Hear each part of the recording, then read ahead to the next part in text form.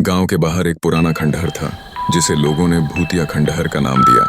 यह खंडहर अब भूतों की कहानियों का केंद्र बन गया था, जिसके बारे में कहा जाता था कि यहाँ रात्रि के समय एक खौफनाक डायन भटकती है। कई साल पहले यहाँ एक निर्दोष महिला पर डायन होने का आरोप लगाया गया था।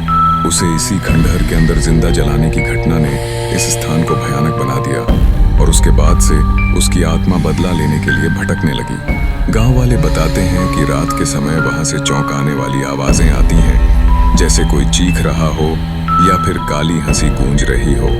रामू, जो गांव का सबसे निडर लड़का माना जाता था, इन कहानियों को बकवास मानता था।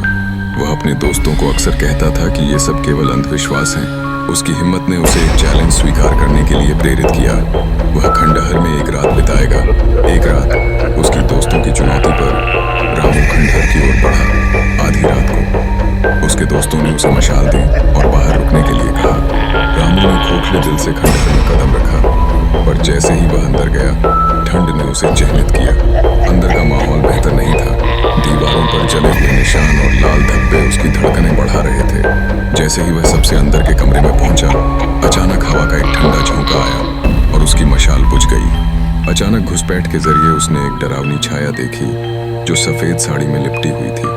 उसकी लाल आंखों और भयानक मुस्कान ने रामू को डराने में कोई कसर नहीं छोड़ी। भागने की कोशिश करते हुए उसने महसूस किया कि उसकी ज़ू पर किसी ने पकड़ लिया है। यही होता है कि उसका पैर छुड़ा पाने में वह सफल हुआ। जब वह खंडहर से बाहर निकला तो देखा कि उसके सारे दोस्त वहां से चले गए थे। उसकी चीखें सुनकर गांव की ओर दौड़ते दौड़ते वह थक गया और घर जाकर गिरा। उसके स्वास्थ्य में लगातार गिरावट आने लगी। और केवल वही नहीं, रात भर उसके पास उस डायन की खौफनाक छवि आती रही। अंततः एक रात उसकी हृदय गति थम गई और जब गांव वाले उसके घर पहुंचे, तब उनकी आंखों के सामने एक नई भूतिया घटना ने दस्तक दी। उस रात के बाद से गांव के किसी भी व्यक्ति ने उस खंडहर का रुख नहीं किया। अब कहते हैं कि रामू की आत्मा डायन के साथ वहीं बसी हुई है।